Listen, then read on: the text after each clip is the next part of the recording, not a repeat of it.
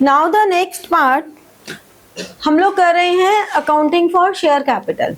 ठीक है, last class में हम लोगों ने इसका थ्योरेटिकल एस्पेक्ट किया था।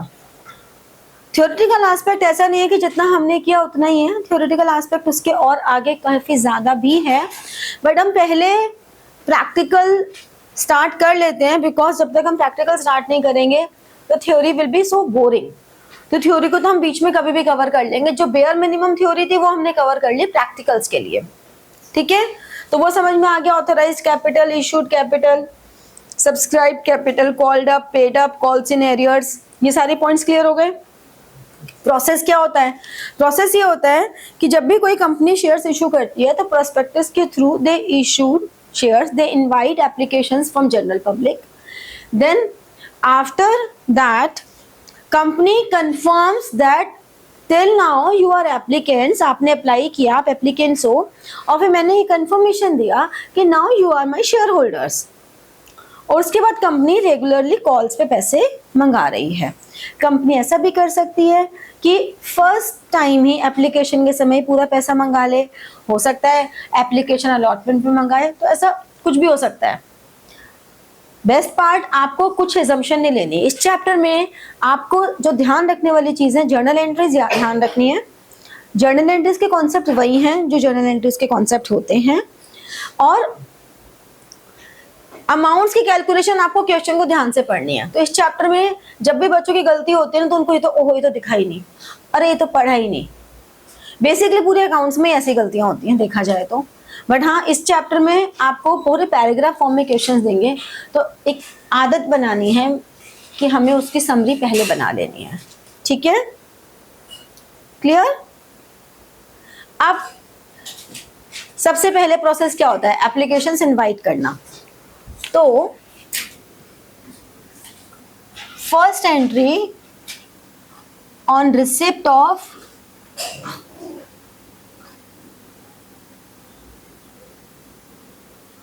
Application money, application money receive करने की एंट्री। ठीक है, क्या एंट्री होगी? पैसा आ रहा है, बैंक अकाउंट डेबिट होगा, bank account debited to share application account. Journal का प्रॉपर फॉर्मेट बनाना ही है, ऊपर जर्नल ऑफ जो भी कंपनी है वो लिखना ही है। ठीक है, ऐसा कुछ नहीं है कि अब हम बड़े हो गए हैं तो हम नहीं करेंगे, ऐसा कुछ नहीं है। यहाँ पर जितनी एप्लीकेशन मनी रिसीव हुई वो लिख देंगे। अगर हमें क्वेश्चन में मेंशन है कि दिस इज इक्विटी शेयर और दिस इज प्रेफरेंस शेयर, तो आप इक्विटी शेयर या प्रेफरेंस शेयर्स उसके आगे लिखेंगे। ठीक है, तो bank account debit to share application, फिर ऑन ट्रांसफरिंग। बेसिकली जब आप लोगों ने सोल प्रोप्राइटरशिप के अकाउंट्स बनाए 11th में, तो वो कैपिटल आता था, तो हम क्या एंट्री कर रहे हैं? Cash account debit to capital, यही कर रहे थे। जब पार्टनरशिप की, पार्टनरशिप में जब वो कैपिटल आ रहे हैं तो हम क्या एंट्री कर रहे हैं? Cash account debit to partners capital. ठीक है, कार्तिक पहले समझने पे कॉन्सेंट्रेट करो, लिख बाद में लेना बेटा। ठीक है,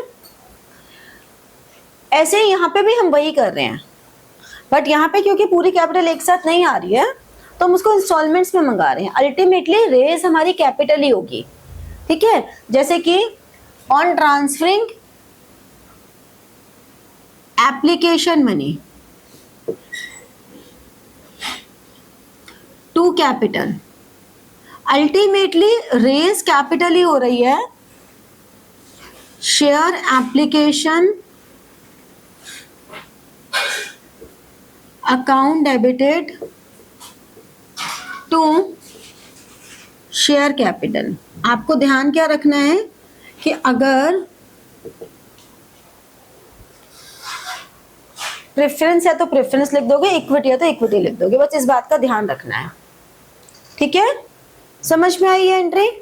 share application, share allotment, first call, अभी हम सब करेंगे, और ये सारी जो एंट्रीज हैं ये हमारी पर्सनल नेचर की होती हैं। Credit the giver.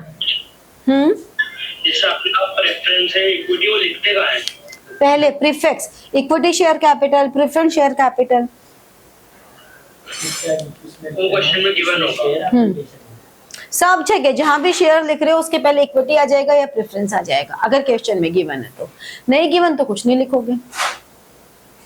ठीक है, समझ में आया? फर्स्ट प्रोसेस हो गया, एप्लीकेशन मनी पैसा आया, हमने इसे कैपिटल में ट्रांसफर कर दिया। अब on allotment money become due, अब अलॉटमेंट मनी ड्यू हो गई क्योंकि कंपनी ने ये कंफर्मेशन दे दिया कि भाई आप हमारे शेयर होल्डर्स हो। तो हम क्या करेंगे, share allotment account debited to share capital.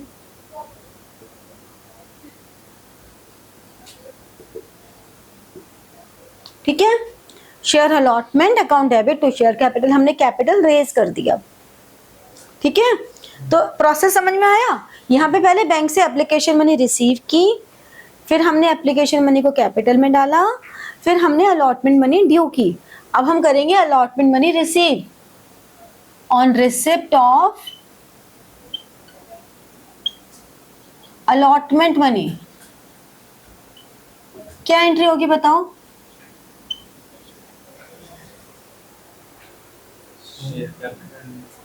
सोचो सोचो, क्या एंट्री होगी अलॉटमेंट मनी रिसीव करने की?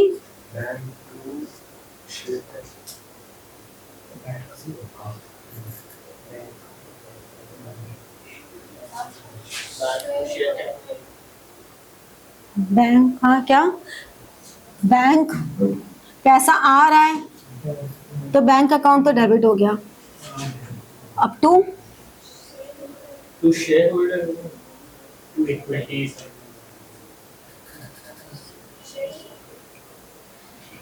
टू शेयर अलॉटमेंट,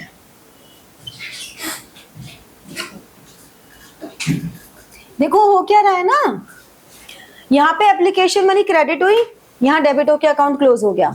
रेज क्या हुई अल्टीमेटली कैपिटल, यहाँ अलॉटमेंट मनी ड्यू हुई। ठीक है, यहाँ कैपिटल रेज हो गई, फिर ये अलॉटमेंट मनी रिसीव होके अकाउंट क्लोज हो गया। ये वाले जो अकाउंट्स है ये तो हम रेगुलरली क्लोज करते ही जाएंगे, इनको हम रखेंगे ही नहीं। फिर वो कॉल मंगाते हैं, इसके बाद कॉल मनी आती है, इसके बाद आती है कॉल मनी। ठीक है, कॉल मनी मतलब on first call money due.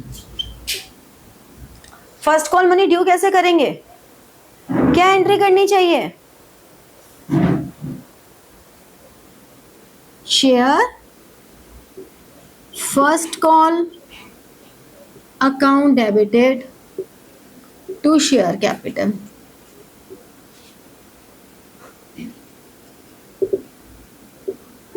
Receive करेंगे तो बताओ, अब तो बता दो बस।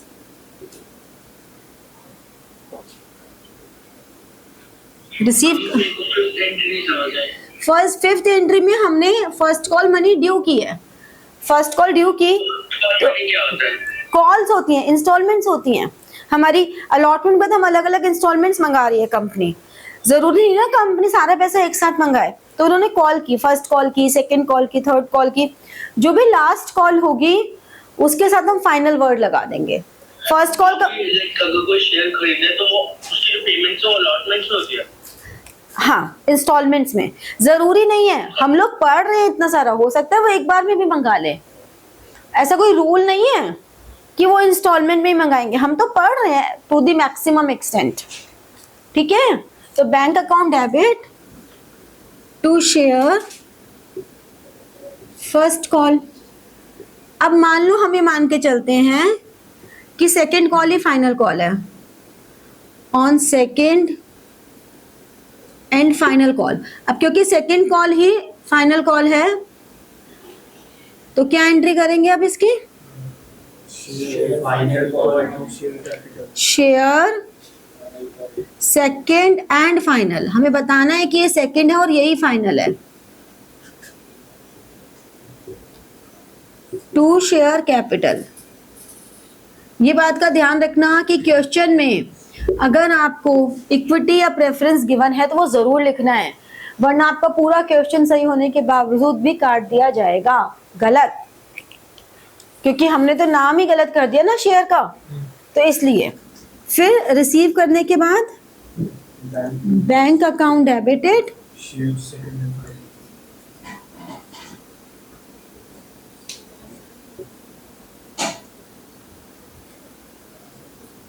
ठीक है। क्वेश्चन में आपको हमेशा गिवन होगा कि कितनी कॉल्स हैं, अलॉटमेंट पे कितना है, सब कुछ हमेशा गिवन होगा। ऐसा कभी नहीं होगा कि क्वेश्चन में गिवन नहीं हो।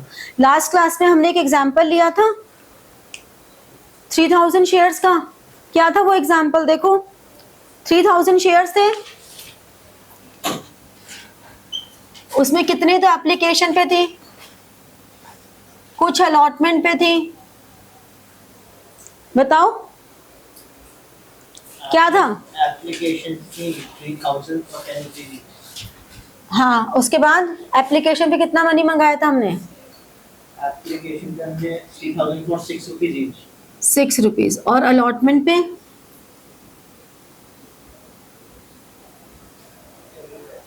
अपनी हैंडराइटिंग नहीं समझ में आ रही।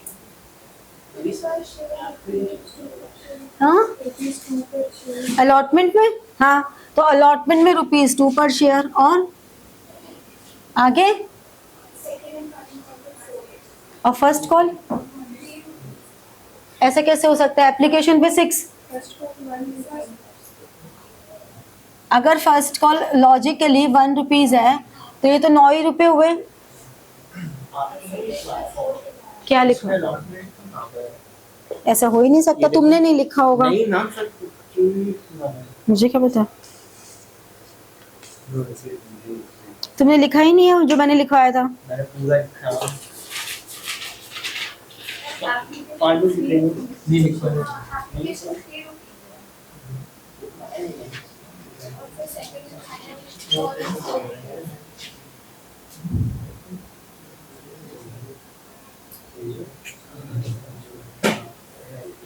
देखो 3000 शेयर्स ऑफ 10 रुपीज ईच, हमने उसको 4 इंस्टॉलमेंट्स में मंगाया। हमने कहा एप्लीकेशन पे 3 रुपीज है, अलॉटमेंट पे 2 है, फर्स्ट कॉल पे 1 है और सेकंड एंड फाइनल कॉल पे 4 रुपए है। तो इन एंट्रीज में वैल्यूज कैसे पुट होंगी? First entry bank to share application कितना आना चाहिए इसमें? 3 क्या? रुपीज आएगा। सिर्फ 3 रुपीज आएगा? हाँ, कितने शेयर थे? 3000। 9000। तो 9000 आया ना।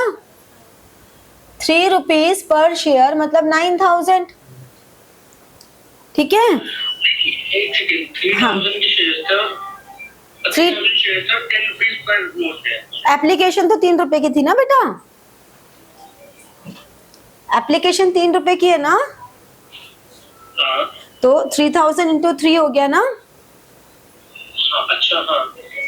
और फिर ये अमाउंट जितना हमने क्रेडिट किया उतना ही यहाँ डेबिट कर दिया और उतने से ही हमारी कैपिटल रेज हो गई। समझे? समझे? अब अलॉटमेंट मनी ड्यू कितने से करेंगे? 6000 से करेंगे। 6000 से करेंगे। और रिसीव कितनी होगी फोर्थ एंट्री में? 6000। फर्स्ट कॉल मनी कितने से ड्यू करेंगे? 3000 रुपीज से। 3000। कितनी रिसीव हो रही है? 3000। 12000। फाइनल कॉल कितने से ड्यू हो रही है? 12000। रिसीव हो रही है 12000। अभी हम ये मान के चल रहे हैं कि सबने सब पैसे दे दिए। हाँ, मैं डाउट है हाँ बोलो। उसमें, जैसे आपने बोला 4 इंस्टॉलमेंट्स, तो 4 इंस्टॉलमेंट्स वो नहीं काउंट होगी? फर्स्ट का, सेकंड का, थर्ड का? नहीं नहीं, 4 बार मंगा रहे हैं। इंस्टॉलमेंट वर्ड तो तुम्हें समझाने के लिए बोला है। This is not instalment. Instalment हमेशा लोन की होती है, तो ये इंस्टॉलमेंट है ही नहीं। हम 4 टाइम्स में पैसा मंगा रहे हैं। तो हमने 4 टाइम्स अगर वैसे लिखा हो तो 4 टाइम्स तो यही होता कि रिसीव हमारी अलॉटमेंट की मनी आ गई, उसके बाद first call, second call, third call, fourth call. Total 10 रुपए को 4 पार्ट्स में डिवाइड कर दिया, सिंपल, बस इतनी सी कहानी है, डीप थिंकिंग है ही नहीं कुछ। हाँ, वो थर्ड जो है जिसमें टू शेयर कैपिटल हो रहा है उनको कैपिटल रेज कर रहे हैं ना हम। तुम देखो हर सारे अकाउंट्स क्लोज हो गए, सिर्फ कैपिटल अकाउंट क्लोज नहीं हुआ कहीं भी।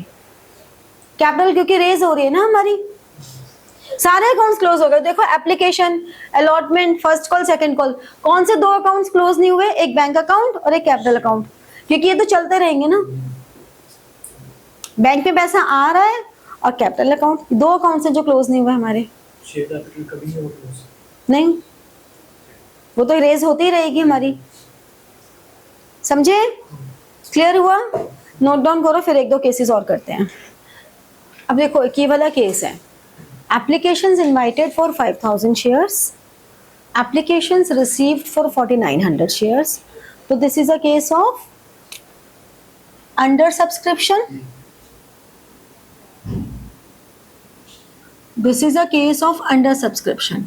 अंडर सब्सक्रिप्शन से जुड़ी हुई एक और इम्पॉर्टेंट बात क्या थी, दैट अंडर सब्सक्रिप्शन में हमें मिनिमम सब्सक्रिप्शन तो मिलना ही चाहिए, एंड मिनिमम सब्सक्रिप्शन इज 90%. तो if there is under subscription, then it should be the minimum subscription which is 90% of issued capital. अगर हमने 5000 शेयर्स के लिए एप्लीकेशंस इनवाइट की हैं तो 4500 शेयर्स की एप्लीकेशंस तो आनी ही चाहिए। अगर नहीं आएंगी then that allotment will be cancelled and whole money will be refunded and new prospectus will be issued for inviting applications for shares. ठीक है? अब क्योंकि हमारे पास यहाँ पे ऐसा केस नहीं है, हमको 4900 आ गई which is more than 4500, तो हमारा जो पूरा क्वेश्चन है that will be with 4900. हम 5000 से करेंगे ही नहीं, हम 4900 से ही करेंगे। ठीक है? तो एप्लीकेशंस रिसीव्ड 4900, 3 रुपीज एप्लीकेशन पे मंगाए, 4 रुपीज अलॉटमेंट पे और 3 रुपीज कॉल पे, 10 रुपए का हो गया शेयर। कोई एक मिस्टर ए हैं जिनके पास 100 शेयर्स थे, उन्होंने कॉल मनी पे नहीं की। ठीक है, अब हम इसमें जब एंट्रीज करेंगे तो first entry, bank account debited to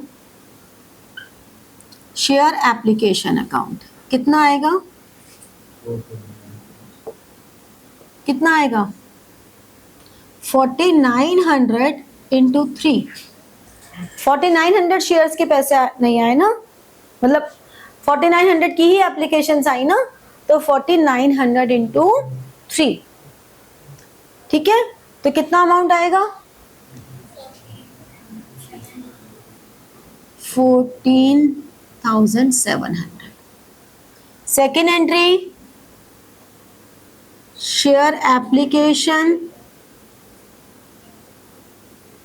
account debited to share capital, कितना आएगा? 14,700। Third entry, share allotment account debited to share capital, कितना आएगा? 90,600।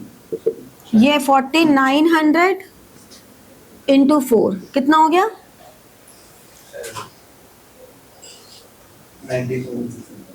19,600। Fourth entry, bank account debited to share allotment, कितना आएगा? 19,600। पूरा पैसा आया ना, क्योंकि अभी तक तो। अब फिफ्थ एंट्री में, अब क्योंकि फर्स्ट कॉल ही फाइनल कॉल आ गई ना, फर्स्ट कॉल ही फाइनल कॉल है, तो हम क्या लिखेंगे? Share first and final call, account debited to share capital, कितना आएगा? 4900 इंटू 3, 14700। अब नेक्स्ट एंट्री, बैंक में कितना पैसा आएगा बताओ?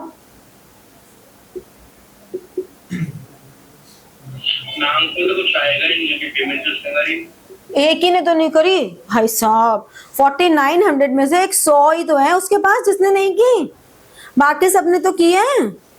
3,800 बैंक में कितना पैसा आएगा?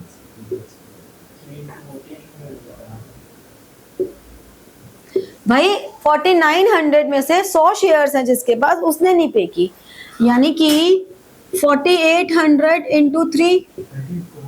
हाँ बता दूं, बैंक में पैसा आएगा 4800 इंटू 3। अब हुआ क्या, ये जो 100 शेयर्स के 3 रुपीज के हिसाब से 300 रुपीज है, ये हमारे लिए असेट्स है, हमें रिसीव होनी चाहिए। अगर I am a company then I must receive this amount, तो this is an asset for me.